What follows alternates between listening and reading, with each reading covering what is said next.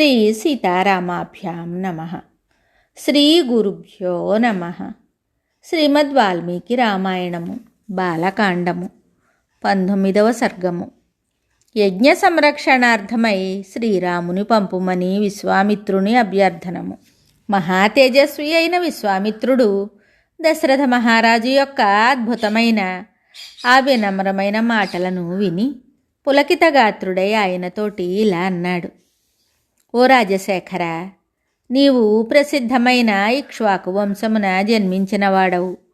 వశిష్ఠ మహర్షి యొక్క ఉపదేశములను అందినవాడవు. కనుక నీవు ఇలా మాట్లాడటమే యుక్తము.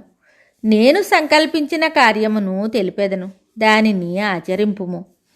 నీవు ఆడిన మాట తప్పకుము. ఒక లక్ష్య సిద్ధికై నేను యజ్ఞదీక్షను చేపట్టి తిని.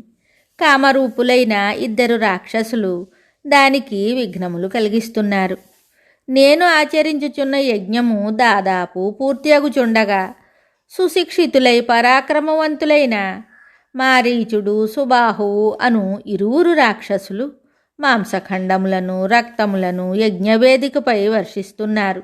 నియమనిష్టలతో నేను ఆచరిస్తున్న యజ్ఞము ఆ విధంగా విఘ్నములకు గురి అవుతోంది. నా శ్రమంతయు వృధా అవుతోంది.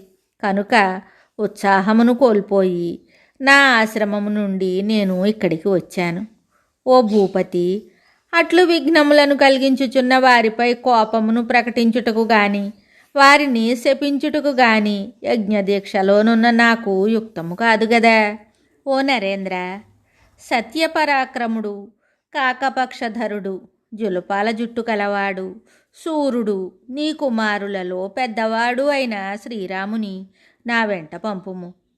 ఈ రాముడు నా అండదండలతో తన దివ్యమైన తేజప్రభావమున యాగమునకు విఘ్నములను కలిగించు ఆ రాక్షసులను సంహరించుటకు సమర్థుడు. నా వెంట వచ్చి యాగమును సంరక్షించుట వలన రామునకు ఎన్నో విధములగు శ్రేయస్సులు సమకూరును. అందులకు సందేహం లేదు. ఈయన ఖ్యాతి ముల్లోకములయందును వ్యాపించును. ఏ విధముగానైనను ఆ రాక్షసులు రాముని ఎదుర్కొని నిలువజాలరు. శ్రీరాముడు తప్ప మరి ఒకడు ఎవడును వారిని చంపజాలడు. ఓ మహారాజా, ఆ రాక్షసులు బలగర్వముచే ఎన్నో పాపకృత్యములను చేసి ఉన్నారు. అందువలన వారికి చావు దగ్గర పడింది. వారు ఏ విధముగాను రాముని ముందు నిలువజాలరు. ఓ రాజా, పుత్రవాత్సల్యం కారణంగా శ్రీరాముని శక్తి సామర్థ్యాలను నీవు తక్కువగా పరిగణించవలదు. నేను ప్రతిజ్ఞాపూర్వకంగా చెప్తున్నాను. ఆ మారీచ సుబాహులు రాముని చేతిలో మరణించినట్లే భావింపుము. మహాత్ముడైన శ్రీరాముడు సాటిలేని పరాక్రమము కలవాడు.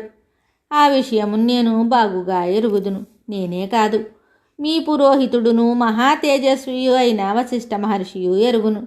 అంతేకాదు, తపోధనులైన ఈ వామదేవాది మహర్షులను ఎరుగుదురు.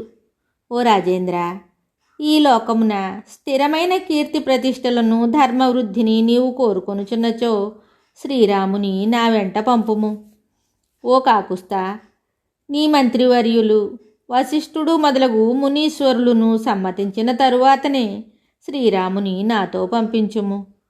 రాజీవలోచనుడైన నీ ప్రియపుత్రుడగు శ్రీరాముని 10 రోజుల పాటు యాగరక్షణార్థమై వెంటనే నాతో పంపుము. ఇదియే నా కోరిక. ఓ దశరథ మహారాజా, ఏమాత్రము విలంబము లేకుండా నా యజ్ఞము సకాలములో పూర్తి అగునట్లు చూడుము. నీకు మేలగుగాక. మనస్సున కలత చెందకుము. ధర్మాత్ముడును మహాతేజశాలియు అయిన విశ్వామిత్ర మహర్షి ఇట్లు ధర్మార్థ సహితములైన మాటలను పలికి మిన్నకుండెను. ఆ మహారాజు విశ్వామిత్రుడు పలికిన శ్రేయస్కరమైన మాటలను విని తీవ్రమైన శోకానికి గురి అయి భయంతో కృంగిపోయాడు. విశ్వామిత్రుని వచనములు దశరథుని హృదయమును మనస్సును మిక్కిలి కలచివేశాయి. అప్పుడతడు అంతులేని మనస్తాపమునకు లోనై తన ఆసనమునందే మిగుల చెలించిపోయాడు. వాల్మీకి మహర్షి విరచితమై ఆదికావ్యమైన శ్రీమద్ రామాయణమునందలి బాలకాండమునందు 19వ సర్గము సంపూర్ణం. శుభం.